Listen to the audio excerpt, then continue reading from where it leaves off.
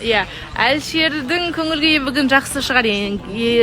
Кеше жоғары балдардың бірін осы Әлішер алған. Солдың өлең айту өнер, сол неме көп жүрді. Бірақ былайынан сабақ. Ал жалпы спортпен айналысқансыз ба?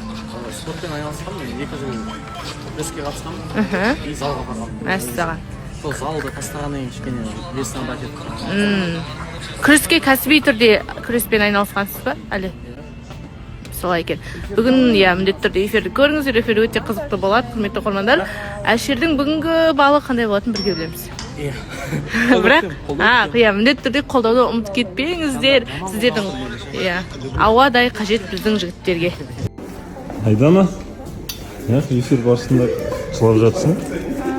Жай күшті екен, ана Ерлан айтқан сөздеріне ғой. Кімді сөздеріне? Үш кездесу беріңіз, 3 мүмкіндік беріңіз дегенше, қызыңызбен жақсы болады бәрі деген сияқты. Ата-анасынан рұқсат сұрап отыр ғой. Онда Данияр Адай қайта келіп солай айтса. Причем тут Данияр Адай? Әлде Камаладдин.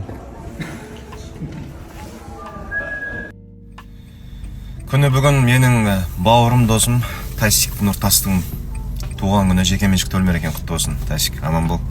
Жасап жатқан жұмысың жемісті болсын, еңбек рәтті болсын, табысты болсын. Адамгершілік тұғырың биік болсын, самғай бер, шарықтай бер, өсе бер, өне бер. Алла қаласа қонға алтын құсыңды қондыра бер. Главное, мен әр нәрсені бір айтып кеттім. Енді кішкентайлар туралы да айттым, өзім туралы да айттым. Тоже ерте есеуге асықпа деп те айттым. В итоге қазір мен бақыттымын, Аллаға шүкір. Жақсы отбасына, жақсы семьяға келін болдым, который мені всегда поддерживает ететін енем бар, қайнатам бар, қайнағаларым бар, жеңгелерім бар, қайынсіңлім бар, қайненім бар. Мен осындай заботливый мужчинам бар. Хамуға рахмет. То, что всегда мен жанымнан табады. Менің ұйқы басым. Сол... Так что балаларыңызды тезірек есейтуге асықпаңыздар. Мүмкін мен сияқты кеш есейсе, онда тұрған ештеңе жоқ.